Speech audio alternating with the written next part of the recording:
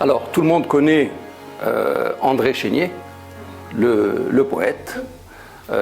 Et si on questionne, tout le monde connaît le poète André Chénier, guillotiné au moment de la Révolution.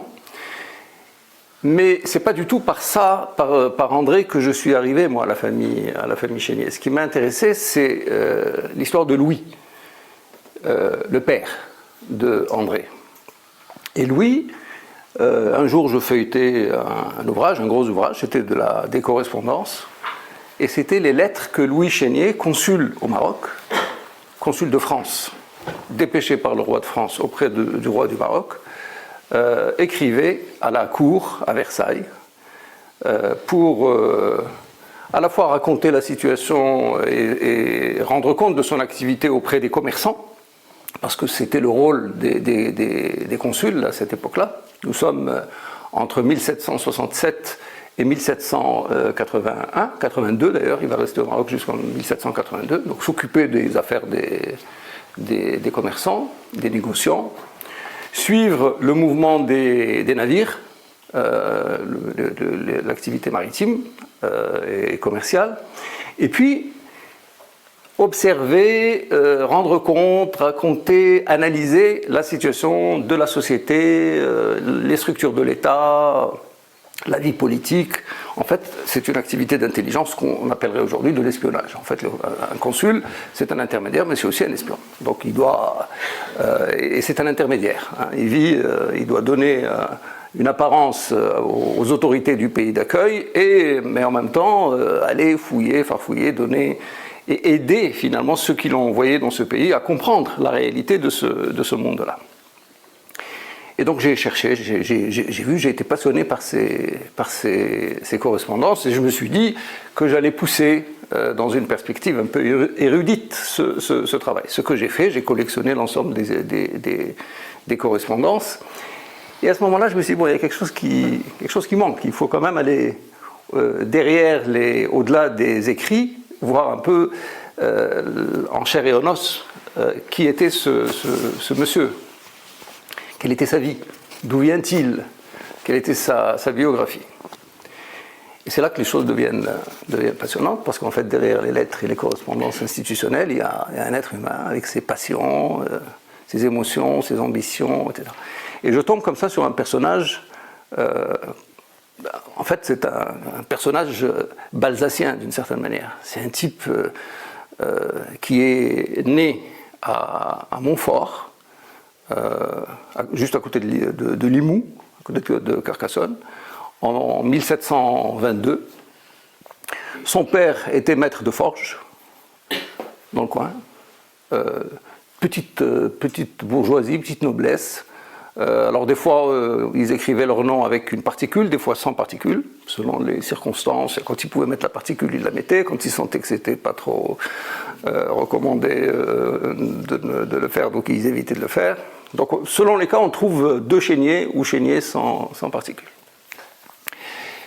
Et alors son père va le mettre chez les oratoriens.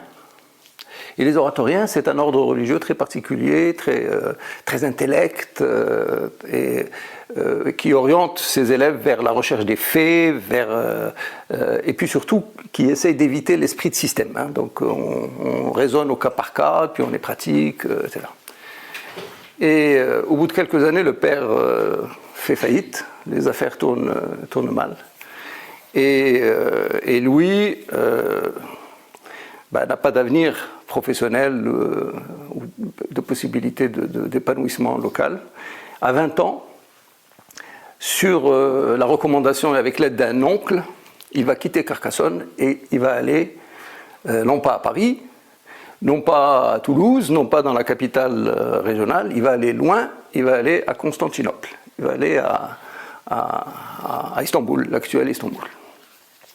Et là, il va travailler dans une draperie, dans une maison de commerce qui fait du commerce de draps, là où son oncle d'ailleurs, qui l'a repéré, qui l'a aidé à partir, était en activité. Et là, il va très vite, il est intelligent, il est brillant, il est vif, très vite, alors il y va à 20 ans, donc on est en 1742, Et dès 1746-47, en fait, il prend en charge l'affaire. Il devient directeur de la maison. Et quelques temps après, très vite, il va aussi être élu, on appelait ça député de la nation.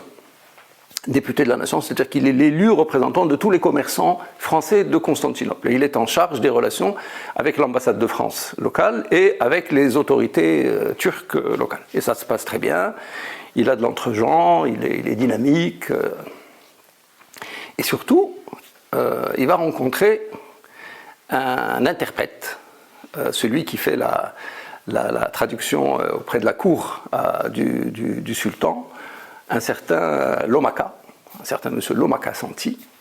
Et ce Lomaka Santi, il est aussi joaillier, interprète, donc il parle plusieurs langues. Il aide Louis Chénier dans son business, si je puis dire. Et il a une fille qui s'appelle Elisabeth. Elisabeth Lomaka Santi. Une fille absolument ravissante, polyglotte, admirablement éduquée. Et comme ça se passait d'ailleurs à cette époque en Orient, les pères, les patriarches, aspiraient, comme d'ailleurs c'est l'aspiration éternelle, la recherche du gendre idéal. Et Louis, c'est un peu le gendre idéal. Donc il va épouser très rapidement Elisabeth. On ne sait pas dans quelles circonstances il l'a connue, ça je suis en train de chercher encore. Il l'épouse. Et ils vont avoir 8 enfants, dont 3 qui vont mourir en bas âge, 5 vont survivre, le commerce va bien. Et puis, il va y avoir un moment, une espèce de retournement de situation. Louis aspire à devenir ambassadeur de France à Constantinople. Il a des appuis, il a des protections. Mais ces protections vont... celui qu'il protège, monsieur d'ailleurs, il meurt. Donc la protection disparaît. Et puis il y a un retournement. Les tensions politiques, les tensions internationales s'aggravent. On sort de la guerre de 7 ans. La guerre entre la Turquie et la Russie s'annonce. L'Empire ne va pas très bien. Le business se ralentit. Et il faut partir. Donc Louis va, avec son épouse, ils vont quitter Istanbul et revenir en France. Mais ils ont 5 enfants, donc ils vont laisser les 2 plus jeunes garçons, André, bien connu, et Marie-Joseph, moins connue, chez leur tante à Limoux, à Montfort. Et avec les 3 autres, ils vont aller à Paris. Donc fin des 2 premières étapes de la vie de Louis, dont on retiendra que c'est un homme qui a de l'entre-gens, il est entre 2 mondes, et il pousse cette relation entre les 2 mondes jusqu'à épouser Alors, est-ce qu'elle était turque, Elisabeth? Est-ce qu'elle était grecque? Elle se revendique comme grecque, orthodoxe, mais le mariage, on dit que ça a été un mariage catholique. En tout cas, elle laisse ce monde, et elle vient avec son mari en France, à Paris. Au bout de 2 ans, 1767, Louis accompagne une ambassade de France au Maroc. On est en 1767, et cette ambassade est chargée de signer avec le roi du Maroc, le sultan du Maroc, un traité d'amitié et de commerce. 1767. Donc il accompagne la délégation. Et c'est là que va commencer son consulat. Il est désigné consul et il va s'installer d'abord à Safi, à côté de Marrakech, puis à Rabat, où il va séjourner jusqu'en 1781 en tant que représentant de France au Maroc. Pendant ce temps-là, Elisabeth est à Paris.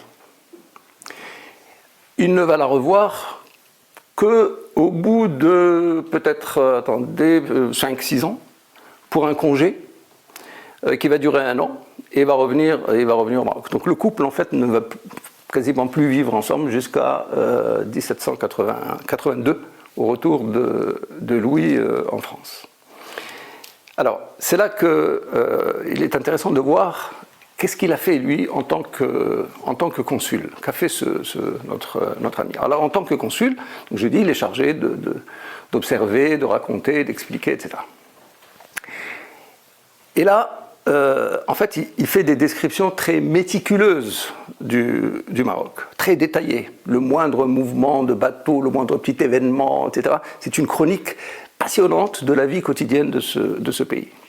Mais on lui demande à Paris d'aller au-delà de la description factuelle de la chronique de tous les jours et de donner un peu de sens, d'expliquer un peu cet état, son potentiel, etc. Et là, notre ami ou notre personnage va commettre des erreurs d'interprétation parfois terribles, dramatiques. En fait, il a un côté un peu parano. Et donc, il a toujours tendance à voir le côté négatif des situations. Et en fait, il est pétri d'images de ce qu'on appelle la littérature barbaresque, la manière dont on se représente l'Orient. Donc pour lui, le Maroc, quoi qu'il voit, et l'État marocain, ce sont d'une certaine manière des gens, d'abord qu'il ne faut pas aider. Par exemple, en 1769-1770, le roi du Maroc arrive à libérer Mazagan de la présence portugaise. Et pour lui, il dit, bon, il a libéré le Mazagan de la présence portugaise, ils ont récupéré Mazagan, c'est pas bon. C'est pas bon. Pour nous, pour la chrétienté, c'est pas bien. Donc il recommande à Versailles de ne plus envoyer d'aide militaire ou d'armes ou de poudre, etc. Tout ce qui est de nature à renforcer l'État marocain. Ils disent non, ça, il ne faut pas les aider. Deux, il a des descriptions de l'État marocain. Je vais vous donner quelques lectures qui sont saisissantes sur la manière dont il décrit le pays. Alors les Marocains, ils les appellent les morts, M-A-U-R, les morts. Et il dit, les morts, comme tous les mahométans, c'est-à-dire comme tous les musulmans, peuvent épouser, ça le frappe, ça le saisit, ils peuvent épouser 4 femmes. Et ils peuvent même avoir des concubines. Mais les morts des villes, en général, n'ont qu'une femme, par principe d'économie. Par contre, ceux des campagnes, qu'ils présentent comme étant un tableau vivant de l'état où nous nous représentons les premiers hommes, ont en général plusieurs femmes, sans que ce soit pour eux une occasion de multiplier les dépenses. Donc ils peuvent avoir beaucoup de femmes sans que ça leur coûte beaucoup. Et il ajoute, ce ne sont pas des épouses, ce sont des esclaves gouvernés par le préjugé. Elles seraient, ces femmes rurales marocaines, infiniment malheureuses si elles avaient une idée des égards respectifs que se doivent les deux sexes, si elles avaient une idée de ce sentiment inspiré par les lois de la nature que l'éducation de l'Europe a rendu encore plus légitime. Donc en fait, on est en plein culturalisme. Vous voyez, la culture européenne a fait. Donc c'est le civilisé en fait qui regarde c'est les sauvages, quoi. Hein, Alors, il va plus loin maintenant pour la description du système politique. Ça, c'est très intéressant. Il dit le gouvernement du Maroc est despotique. Nous sommes au XVIIIe siècle. Et c'est un représentant de l'ancien régime français qui écrit. De tous les gouvernements connus, donc y compris le gouvernement qu'il a envoyé là-bas, de tous les gouvernements connus, c'est sans contredit le plus absolu. C'est un seul homme qui commande ce qu'il veut à plusieurs millions d'esclaves, asservis à l'opinion, toujours prêts à obéir, qui respecte jusque dans les caprices du despote les décrets suprêmes de la divinité. Le souverain du Maroc fait la loi et la défait. Elle dépend entièrement de sa volonté et de sa fantaisie. Et quelque contradiction qu'il y ait, le sujet exécute et n'a point droit de représenter. Sa soumission assure son existence. Alors, et comme ça, le tout à l'avenant, la littérature est très, très, très foisonnante avec cette vision-là. Et puis, culturalisme, les morts, les Marocains, n'ont ni honneur, ni sentiment, ni courage. Ils n'ont pas précisément de mots pour dire honneur. il est vraisemblable que n'ayant pas d'occasion d'exprimer ce mot, ils en ont perdu l'usage. Leur langue, alors regardez la contradiction, leur langue, qui est l'arabe, est une des plus riches que l'on connaisse aujourd'hui. Voilà la contradiction. Il dit, ils ont une langue qui est parmi les plus riches, mais dans cette langue-là, il n'y a pas de mot pour désigner le concept ou même l'idée de l'honneur, ce qui est complètement faux. En arabe, il y a plusieurs mots pour désigner l'honneur, mais il ne les connaît pas. Et donc, en fait, ces visions-là, Louis Chénier les envoie évidemment sans contrôle à Versailles, où il n'y a pas de connaissance de ce monde-là. Et cette façon de représenter l'autre, de représenter l'Orient, fait partie de ces mécanismes en fait, qui, au lieu de rapprocher, éloignent. Et donc, le paradoxe, c'est que quand on trouve les correspondances qui lui sont envoyées de la part de Versailles, où on lui dit « Attention, il faut construire cette relation ».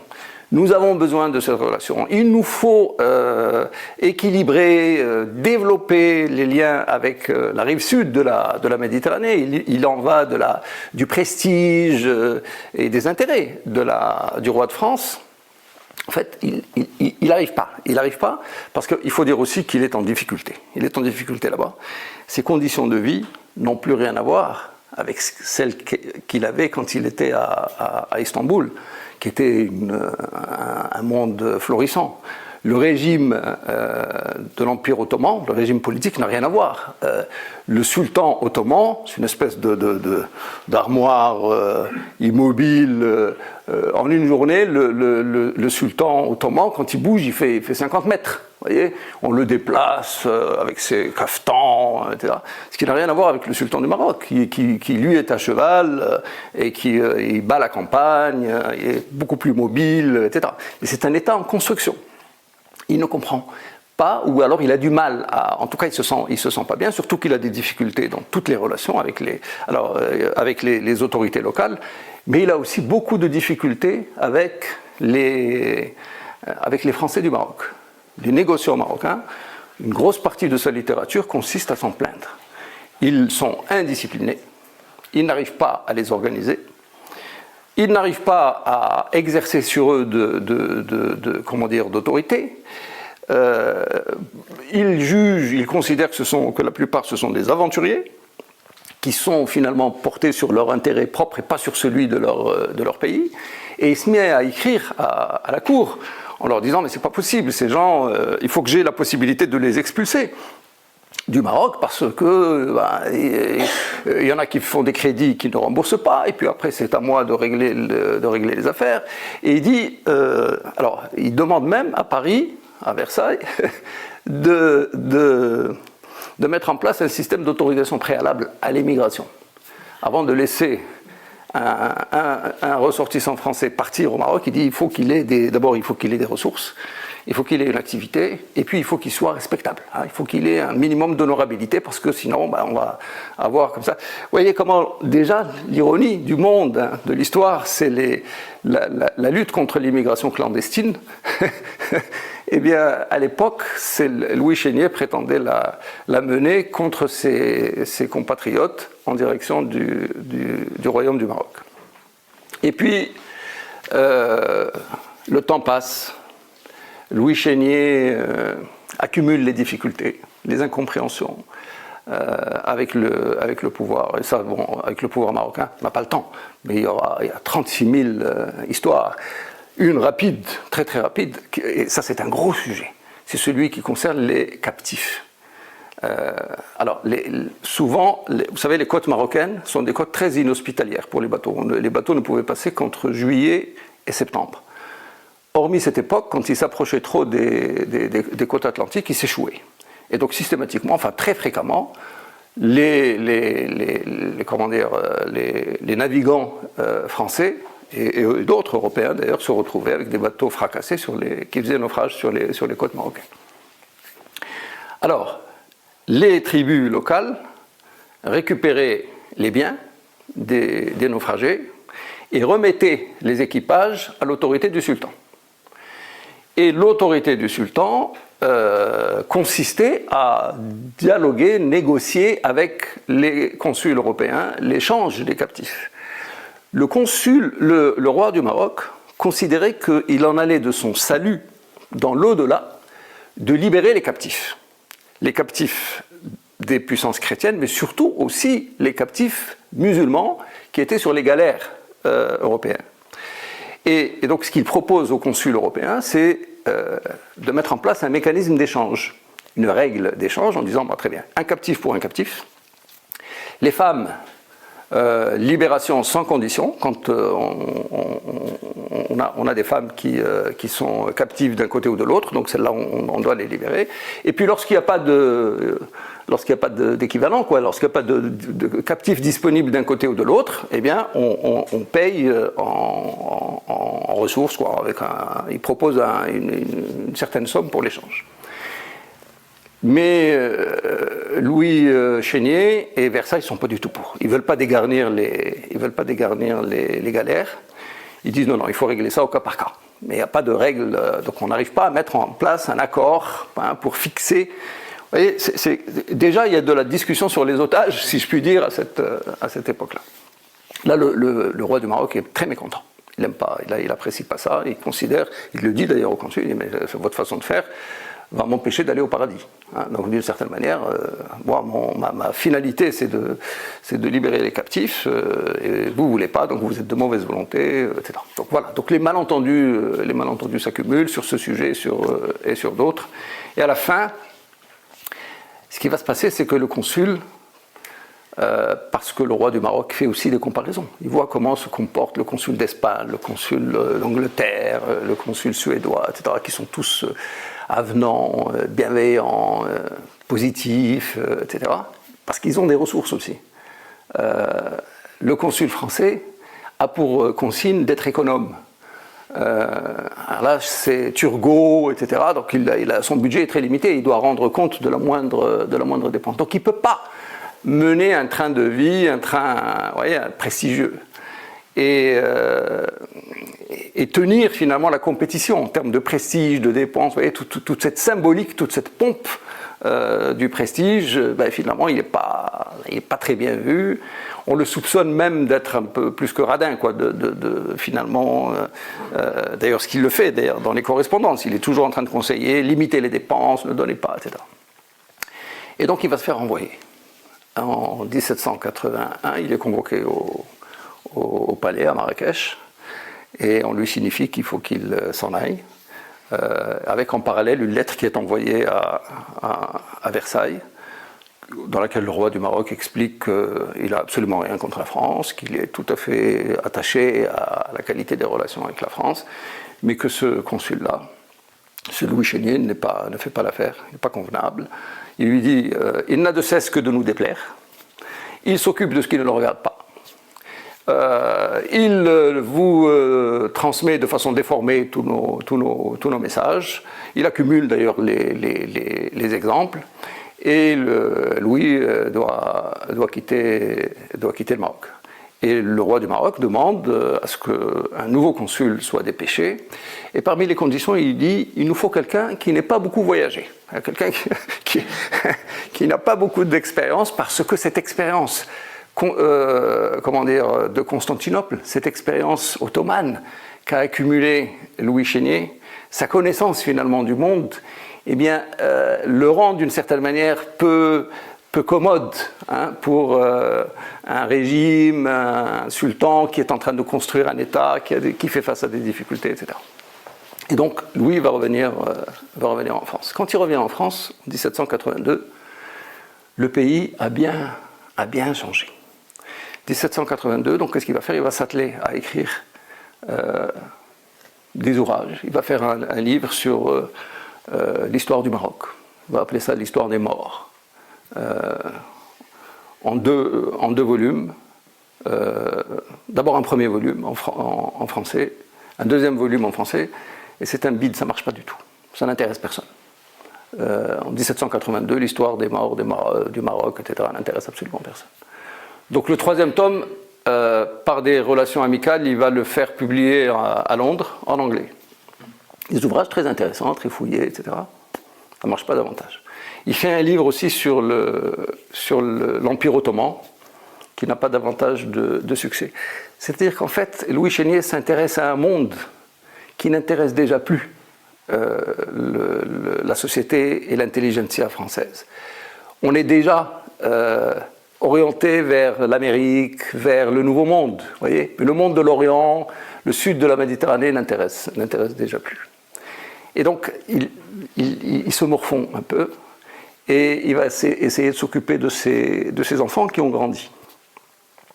Et là, alors les enfants, le plus connu, celui qui va percer médiatiquement, si je puis dire, à l'époque, médiatiquement, en tout cas politiquement, qui va s'affirmer, qui va avoir une notoriété incroyable, c'est Marie-Joseph, le petit dernier. C'est le petit dernier. Il est auteur de théâtre, il écrit des pièces de théâtre, il écrit des pamphlets. Par exemple celui-là, où il dénonce les inquisiteurs dénonciation des inquisiteurs de la pensée. Et quand on lit ce qu'il écrit, il dit, par exemple, le style fier et passionné, c'est-à-dire le sien, est celui des amis de la liberté. Le style humble et glacial est celui des amis du despotisme. Je ne puis écrire du ton d'un esclave en dénonçant la tyrannie. Il dénonce la tyrannie. Il voit de l'esclavage partout. On a l'impression, en le lisant, en fait, d'écrire le système et la vie et la situation politique française en 1787-1788, juste avant la Révolution. On a l'impression de lire son père décrivant le système marocain. C'est exactement le même procès contre le despotisme, avec les mêmes mots, contre la tyrannie, la cupidité, l'esclavage auquel est réduite la population, etc. Donc d'une certaine manière, il y a un tempérament révolutionnaire et un tempérament anti-autoritaire qui le porte. Il va écrire des pièces, alors les pièces vont susciter des polémiques extraordinaires. Il écrit Charles IX ou la Saint-Barthélemy. C'est une pièce sur la Saint-Barthélemy, sur l'horreur de la Saint-Barthélemy, sur les massacres, etc., où il stigmatise Catherine de Médicis, qu'il accuse en fait d'être une calculatrice cynique, froide, etc. Et la pièce est retentissante, elle est sur le point d'être interdite, mais à ce moment-là, les gens comme Camille Desmoulins, Mirabeau, etc., les révolutionnaires prennent fait et cause pour lui. La pièce est jouée, et donc on a quelqu'un qui va être élu d'ailleurs à la Convention. Il est jacobin, et il va même voter l'exécution du roi. Donc un chénier, si je puis dire, entre guillemets, déchaîné contre l'absolutisme. Marie-Joseph. Son frère, André, beaucoup moins connu et beaucoup plus modéré. D'accord ? Lui, il fait de la poésie. Il va, il vient entre Londres, il est ami au Truden, à des fils de bourgeois qu'il a connus à l'école de Navarre, au collège de Navarre. Le collège de Navarre, c'est l'actuel site de l'école polytechnique à Paris. Et il est ami avec des enfants de la haute bourgeoisie, si je puis dire, des gens très très aisés. Mais lui, il ne l'est pas. Les moyens du père sont limités. Et donc ces gens l'emmènent avec eux à Londres, il les fréquente à Londres, etc. Il enchaîne les passions amoureuses de femmes. Il aime la première, la deuxième, la troisième, etc. Ça ne marche jamais. En fait, il est éconduit. C'est un amoureux malheureux, quoi. Il n'a pas de succès. Et donc, d'une certaine manière, il substitue à ce succès introuvable dans la relation amoureuse des rêves classiques. Et sa poésie est une poésie classique. Hein, on dit qu'il a été inspiré par sa mère dans cette poésie-là. Deux choses au sujet d'André, pour aller vite. Il continue à susciter des polémiques. Il y a 3 ans, ou 4 ans, le sujet de l'agrégation, en lettres, portait sur un poème d'André. Et ce poème, c'est le dialogue d'un berger avec une bergère. C'est un dialogue, mais sur le mode classique. Le berger séduit, fait la cour à la bergère. Mais pas une cour platonicienne, etc. C'est une cour très très opérationnelle, si je puis dire. il est en train, alors ils sont à la campagne, et alors elle met en avant qu'il y a une déesse, la déesse de la vertu, qui serait choquée, outrée, qu'elle se laissa aller à l'invitation d'André, qui lui invoque Vénus. En disant, mais c'est la déesse des déesses, et Vénus aujourd'hui me dicte et vous dicte aussi à vous de vous laisser aller. Et finalement, le poème est extraordinaire, très précis, parce qu'à un moment elle lui dit, mais retire ta main, pas ça, pas là. Donc on a l'impression de voir finalement la scène qui finit sur le gazon, et le mot gazon est évoqué. Et alors, ce poème, qui est passé, qui fait partie de du patrimoine poétique de français et d'André Chénier, a suscité une polémique féroce, récente, dans le milieu enseignant, de la part d'un certain nombre de professeurs qui ont dit, en écrivant au jury, mais comment, dans la grille de correction, vous ne dites pas qu'il faut pointer cette scène qui est une scène de viol. Et donc, vous ne dénoncez pas le viol. Et donc, c'est une scène machiste, etc. Et là-dessus, réponse des littéraires qui disent « Mais comment il faut savoir séparer l'œuvre de l'artiste, et puis surtout ne pas juger d'une œuvre avec les yeux d'une époque, au sujet d'une autre époque ». Le débat classique. Comment juger une œuvre, avec quelles normes et alors, le débat, la polémique n'est pas restée limitée au cercle des enseignants. Le Point, l'hebdomadaire Le Point, a plongé sur l'affaire, et c'est devenu une grande affaire, Chénier, etc.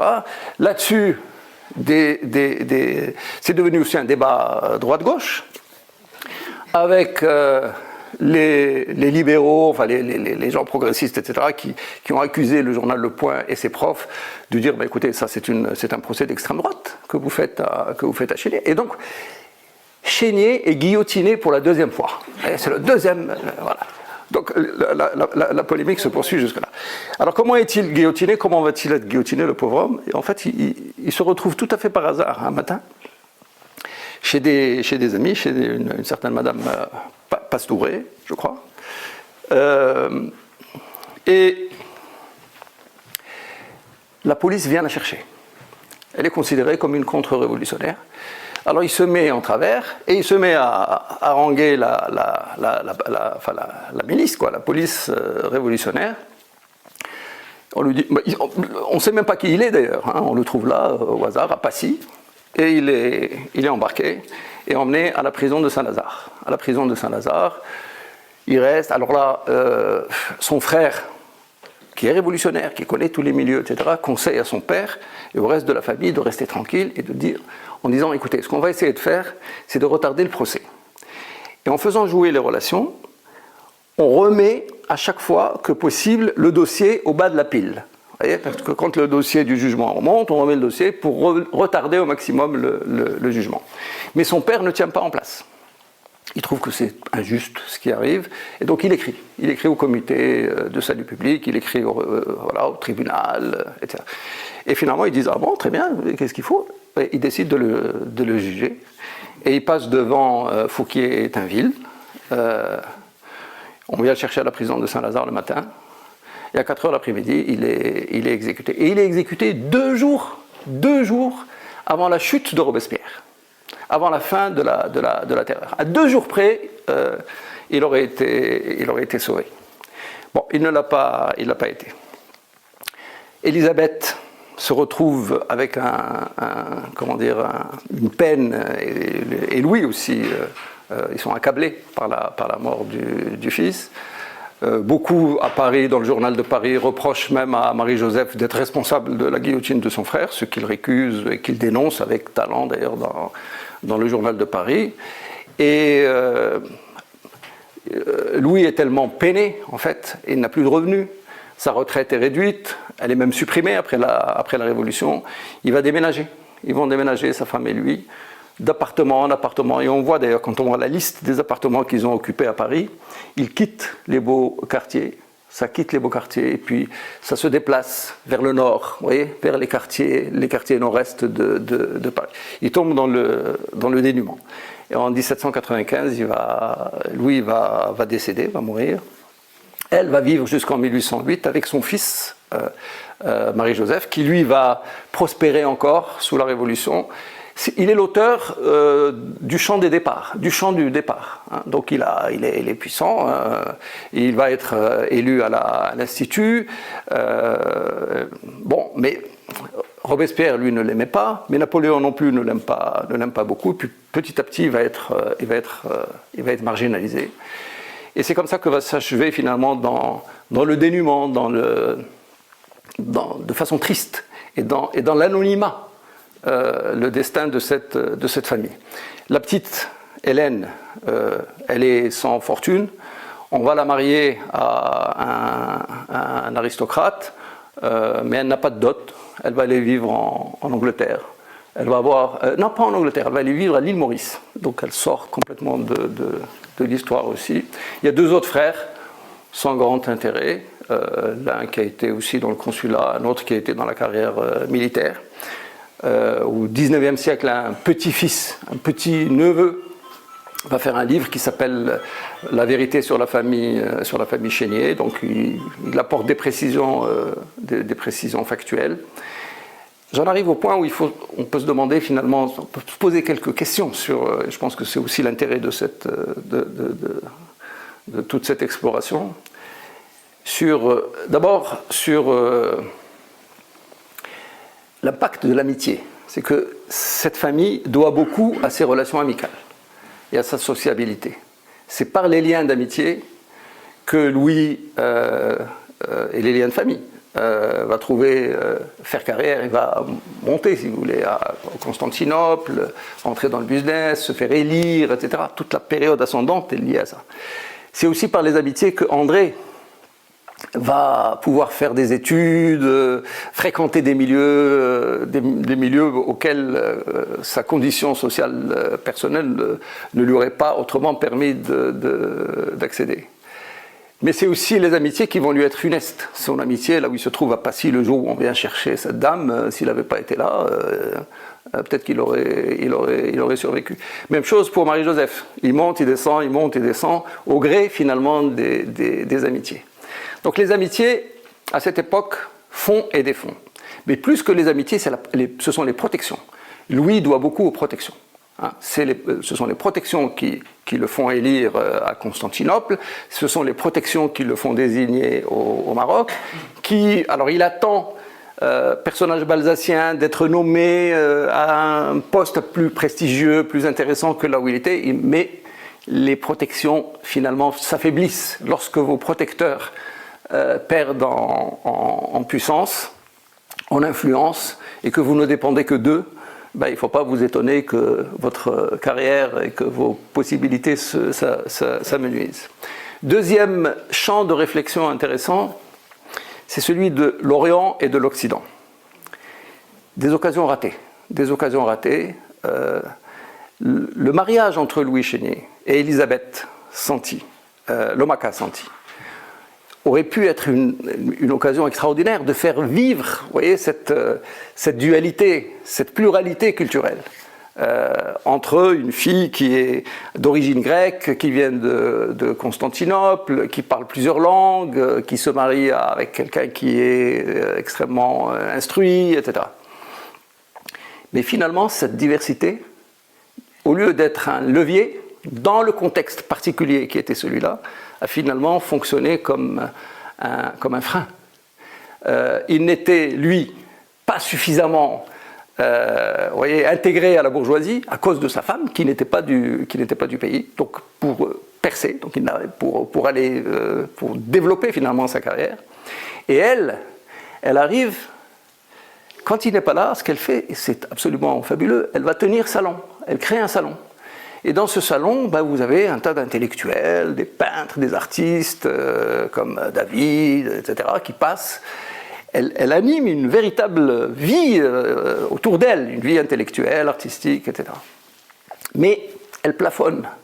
Elle plafonne parce que tout ça ne lui donne pas ce qu'on appellerait aujourd'hui les codes. Ça ne lui donne pas les codes de l'accès finalement à la décision et à l'influence, etc. Et donc, c'est un esprit brillant, mais cantonné dans la périphérie. Pour ce qui la concerne, elle, pour ce qui concerne son mari, pour ce qui concerne les deux. C'est-à-dire que ce couple n'arrive pas à créer société. Vous voyez ? Et c'est le drame de beaucoup de gens qui sont entre les cultures. Vous voyez ? Et dans un contexte où on évoque l'universel, eh bien l'universel, vous savez, l'universel, il aime une partie. L'universel a du mal avec le pluriel. Vous voyez ? L'universel a besoin d'un pôle affirmé, dominant, mais il exige aussi de ceux qui sont pluriels de taire ou de garder par devers eux la partie qui est la moins bancable et la moins échangeable à un moment donné dans une société, surtout une société qui est en transformation, comme a pu l'être la société française à l'époque de la Révolution. Un autre et dernier point, c'est celui de la mémoire. Il est quand même incroyable que ces gens, enfin incroyable, c'est un fait, ce sont des gens extraordinairement érudits, instruits, avec un capital intellectuel formidable. Ils ont écrit. André a laissé un patrimoine gigantesque. Marie-Joseph, l'auteur de théâtre, l'auteur dramatique, l'auteur de tragédie. Louis, avec tout ce qu'il a fait comme littérature. Elle, la mère, Élisabeth. Mais ces gens sont tombés dans l'oubli. Il n'y a pas aujourd'hui d'histoire écrite de la famille. La famille n'est pas envisagée. Aux archives de Carcassonne et sur le site de la ville de Carcassonne, on trouve des petites photos avec des petits textes sur les membres de la famille Chénier, mais l'hommage est rendu à travers eux à la ville de Carcassonne. En fait, c'est la ville de Carcassonne sonore à travers ces illustres individus qui sont nés ou qui ont vécu là-bas. Mais la famille Chénier, le rôle, vous voyez, la réalité sociale, l'épaisseur humaine de ces gens-là, elle est oubliée. Et les grands, et je finis là-dessus, les oubliés parmi les oubliés, le grand oubli, il a frappé qui ? Il a frappé Élisabeth. Élisabeth, qui a joué un rôle si important dans cette famille, qui a assuré l'intendance invisible, qui a assuré l'éducation des gosses, qui était en fait une sorte de veuve par absence. C'était du veuvage par absence. Il n'était pas là. Elle a élevé les gosses en bas âge, elle a fait salon, elle a fait tout ça. On ne trouve pas trace d'elle. Je n'ai trouvé au sujet d'Élisabeth qu'un ouvrage, il y a quand même eu un livre sur elle. Mais cet ouvrage, il n'est même pas à la bibliothèque de Carcassonne. Il n'est même pas à la BNF, on ne le trouve pas à la BNF. Je l'ai trouvé dans une bibliothèque à Montréal. Vous voyez, perdu, quelqu'un a dû le déposer là-bas ou l'oublier là-bas. Et donc c'est quelque chose qui a été publié au début vers 1829 à son sujet. Là, c'est le destin d'Élisabeth, l'oubli d'Élisabeth, c'est finalement le destin des femmes dans l'histoire. C'est la manière dont les femmes, quel qu'ait pu être leur rôle, leur influence, c'est l'histoire de la façon dont elles sont marginalisées, dont on les sort de l'histoire, dont on les sort de la mémoire. À plus forte raison, lorsqu'il s'agit de femmes qui n'ont pas été scandaleuses. Parce que j'ai cherché, je ne vous cache pas que j'ai cherché. Je me suis dit, mais c'est pas possible, il a vécu 14 ans sans elle, elle a tenu salon. En fait, la société parisienne était une société très médisante à cette époque-là. S'il y avait eu le moindre écart, voyez, sur le plan des mœurs, etc., soyez assurés que la presse ou que les commentateurs, etc., se seraient jetés là-dessus. Donc même pas. Donc elle n'offre même pas à la postérité la possibilité du commérage ou de la mise en cause de sa vertu. Ce qui, vous voyez, en rétrospective historique, amène à dire, et je conclurai là-dessus, que des fois, si on veut marquer l'histoire, il ne faut pas hésiter aussi à être un peu transgressif. Voilà. Merci beaucoup. Merci. Merci. Merci.